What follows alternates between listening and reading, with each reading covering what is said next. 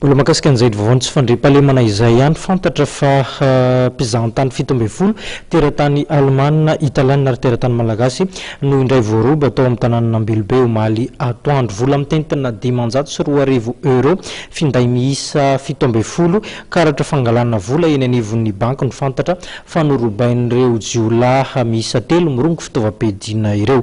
Izany makasika an'iny fa mitaraina ny tsy mbola naharaisany ny vola avy eo anivon'ny ministeran Zone ry zareo mpamatsy fitaovana eo anivon'izany ministera izany.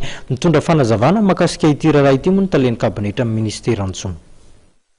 Raha toka efa oeritaona izao no nanomezana ireo entana novatsiana teo anivon'ny ministeran Zone dia mbola tsy voalony volan'ireo mpandraharaha voakasika amin'izany. Raha ny fanazavana nentin'ireo solotenan'ireo mpandraharaha nandritra ny valan-dresaka ao amin'ny mpanao gazety androany tolakandro. Miantso ny tompony andraikitry ny ministera noho izany izy ireo mba handray ny andraikiny manoloana ny raharaha. Manana olana zany fournisseur amizao dia noho ny tsy fahaloavan'ireo vola izay niasa natao tao amin'ny ministera an'ireo. Nefa fa nisy fotoana efa bolana lasa zay ny andriamatoa minisitra dia nilaza fa handoa ny volana mpandraharaha reto zany.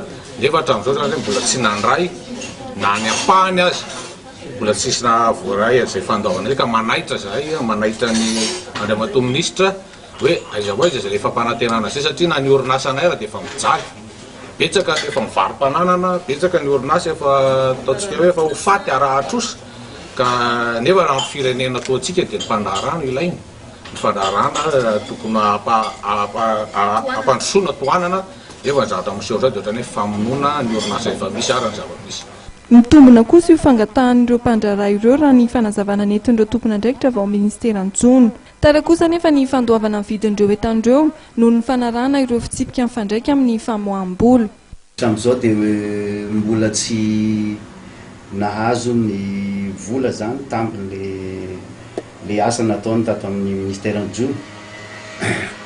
Araka ny resahana tamin'ny aina aman-jery zany na ny natao tenanay na ny resaka natao ministra zany dia misy fandraisana andraikitra ny raisin'ny ministera ka efa nekeny ministeran'ny finansy sy ny tompony andraikitra ara-panjakana zany fa ny procédure moa ny fanaovana transferan'ny vola reo dia somary lavalava ka mbola eo am-panateterana azy zany ny tompony andraikitra amin'izao fotoana izao.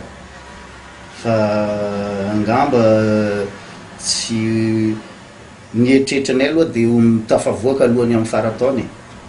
Sarotra ny teny hoe rapitso na afa-kerinandro satria tsy dia avy ato aminay loatra le izy fa maromaro ny signature ilaina sy ny toerana tokony andehanan'ilay dossier dia izay mahatonga azy mitarazoka zany.